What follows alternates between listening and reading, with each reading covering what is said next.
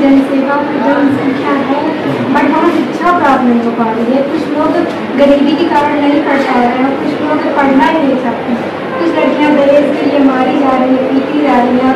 कुछ लड़कियों को दहेज के लिए पढ़ाया नहीं जा रहा है कि बेटी का दहेज नहीं देंगे तो पढ़ा देंगे तो दहेज कैसे देंगे। तो उन लड़कियों को मैं ये कहूँगी कि मैं जब बन जाऊँगी तो मैं उन लड़कियों को ये अधिकार दिलाऊँगी कि ये दहेज प्रथा अभी भी लागू है, बट मैं जब बन जाऊँगी तो यह और चीज़ लागू कर दूँगी कि अगर जो एक लड़की को दहेज दिया जा रहा है तो लड़के वालों के तरफ से सख्त कार्रवाई की जाएगी कि लड़कियों को दहेज क्यों देना है, क्यों दे भैया, वो पढ़ रही है तो क्यों दे।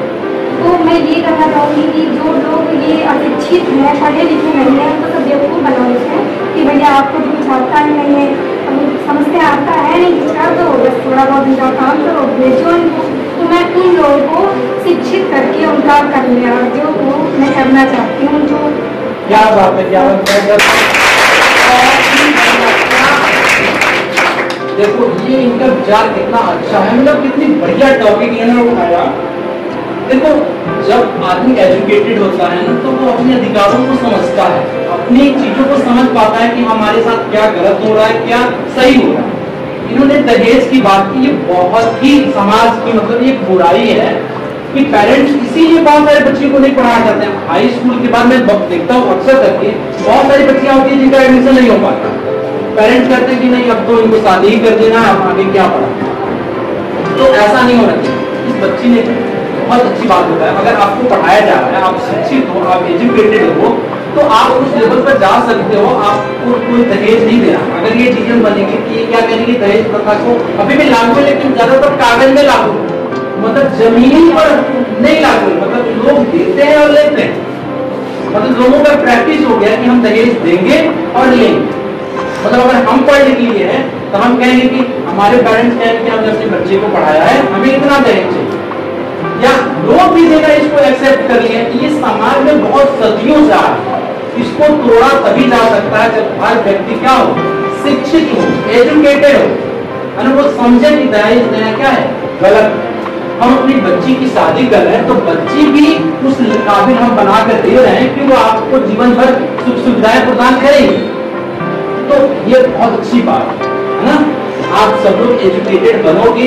बॉयज हैं ऐसा नहीं है कि आप पढ़, आप हमारा जो कॉन्स्टिट्यूशन है इंडिया का, है ना, वो क्या कहता है, इक्वल वेटेज देता है। आजकल तो लड़कियों को ज्यादा बढ़ावा दिया जा रहा है। सरकार के हर नौकरी में रिजर्वेशन समझते हो क्या होता है, आरक्षण है कि आप लड़कों से आगे जा सकते हो।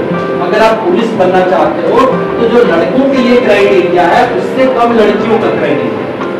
अगर लड़कों का जो हाइट है वो 162 सेंटीमीटर चाहिए तो लड़कियों का 155 सेंटीमीटर। हाइट में भी छूट, आपके मार्क्स में भी छूट। आपको लड़कों को 4.5 किलोमीटर दौड़ना है तो लड़कियों को 2.5 किलोमीटर दौड़ना है।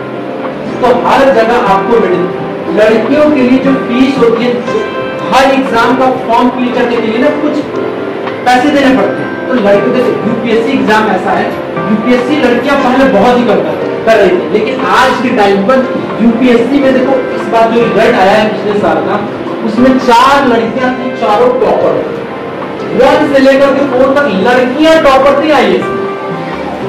मतलब लड़कियों का भी बोलबाला अब हो रहा है, लड़कियां चाहे तो कर सकती है। देखो लड़कियां ना मन की बहुत शांत होती है, लड़कों के मन में क्या होता है, इधर उधर की बात है। आप अपने घर की सिचुएशन देख रहे हो, आपको घर का भी काम करना होता है, पढ़ना भी होता है। लड़कों को क्या कुछ नहीं करना होता है, केवल पढ़ाई। और समाज में लड़कों के जो पेरेंट्स होते हैं ना वो अच्छी नजर से देखते हैं, भले लड़का कितना भी ना लाए, लेकिन लड़कियां कितनी भी अच्छी है तो पेरेंट्स कहेंगे तो लड़कियां। अगर मान लो एक मैं एग्जाम्पल दूं कि कोई, क्या नाम है बेटा? साधना। एक बार साधना के लिए क्लापिंग कीजिए। आप मैथ्स क्यों लिए? सर यूपीएससी का एग्जाम क्लियर करने के लिए हमें मैथ की बहुत इम्पोर्टेंट है।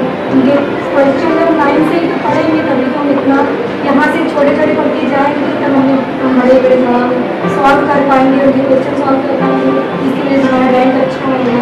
क्योंकि आईएएस में मैथ का जो दुनिया भर की जितने सारे बुरा बात है वो आईएएस को ही करते हैं, इसकी वजह से हमें मैथ बहुत जरूरी है। सामने ये बात है कि एक फादर है जो विलेज का है, उसके पास केवल लड़कियां ही लड़कियां हैं, तो उसको ना अपने मन में गिल्टी फील होगा कि हमारे पास कोई लड़का नहीं है। वो ये नहीं सोचेगा कि हम अपनी लड़की कोई क्या बनाए, लड़का बनाए, उस काबिल बनाए वो लड़कों से भी आगे। ये समाज की बुराई है, तभी हो सकती है जब आप गर्ल्स पढ़ाई करोगे, फ्यूचर में आप जाओगे। देखो फ्यूचर और ये जो सोसाइटी बनता है किससे, हमें लोगों से मिलकर के समाज बनता है, सोसाइटी बनता है। अगर हम एक आदमी अपने मन में ये सोच लें कि हम अपनी सोसाइटी को बढ़िया करें, अगर हम अपने अपने फैमिली को सही कर ले जाएंगे ना, तो पूरी सोसाइटी बदल जाएगी। और सोसाइटी तभी अच्छी हो सकती है जब क्या हो, शिक्षा और एजुकेशन।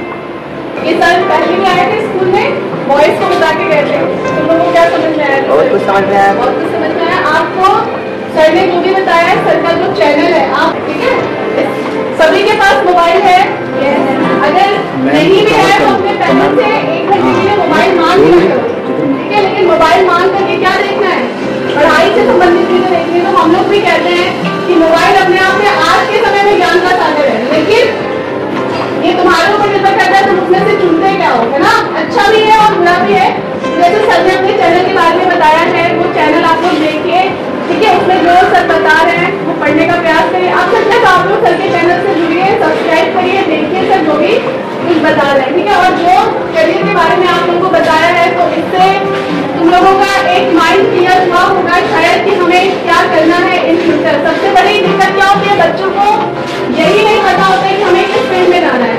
जैसे हम लोग पढ़ते थे तो छोटे ही थे, उतना उस समय इतनी चीजें डेवलप नहीं थी, या ना कोई इतना बताने वाला ही था।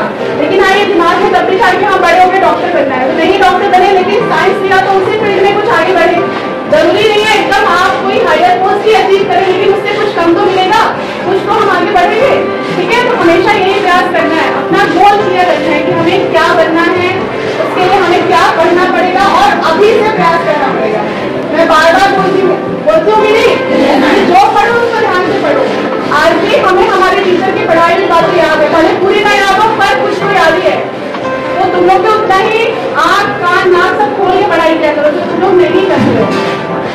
तो सबसे बड़ी चीज यही है कि क्लास में अटेंटिव रहना चाहिए, क्लास में क्या पढ़ाया जा रहा है, टीचर क्या बोल रही है, और घर पर जाकर के एक बार सभी चीजों को रिवाइज जरूर करना चाहिए। भले 1 घंटे का समय दो, 2 घंटे का दो, क्योंकि ग्रामीण क्षेत्र के बच्चे हैं, इनके ऊपर और भी बहुत जिम्मेदारियां होती हैं।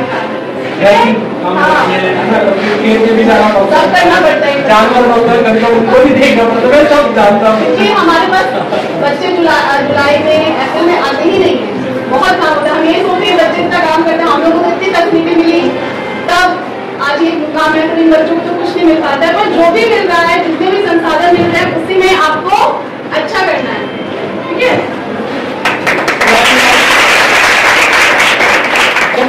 क्या होता है, मैम ने बहुत अच्छी बात बताई कि जो आपको डिफिकल्टीज आती है ना, वो आपको स्ट्रॉन्ग बनाती है। देखो कोई भी व्यक्ति ना बिना दबाव के काम नहीं करना चाहिए। मतलब जो ह्यूमन टेंडेंसी है ना, वो ह्यूमन बॉडी में कंफर्ट ढूंढता है, हमें आराम की चीजें मिले, हम अपने आप को पैनिक नहीं करते, पेन में रखो, जितना ज्यादा कष्ट होगा उतने ज्यादा नहीं बोलते हैं। अब्दुल कलाम ने क्या कहा कि अगर आप सूरज की तरह चमकना चाहते हो तो आपको सूरज की तरह क्या करना होगा, जलना भी पड़ेगा। पत्थर है, अगर जिस पत्थर को छेनी हथौड़ी से मार करके उसको जो मूर्तिकार होता है वो तराशता है, तो पत्थर को दर्द होता है, तो वो मूर्ति बनता है, तो उसकी लोग पूजा करते हैं। और जो पत्थर के ऊपर छेनी हथौड़ी नहीं चलता है, तो वो टाइल्स बनते हैं और वो पैर के नीचे आते हैं। अगर आपको घर वाले डांटते हैं या टीचर डांटते हैं या कोई भी डांटता है, अगर आपको कष्ट फील होता है, तो आप समझो आप आगे जाओ। अगर आप बड़ों की बातें नहीं सुनोगे, उनकी डांट नहीं सुनोगे, तो आप समझो आप टाइल्स बन जाओगे।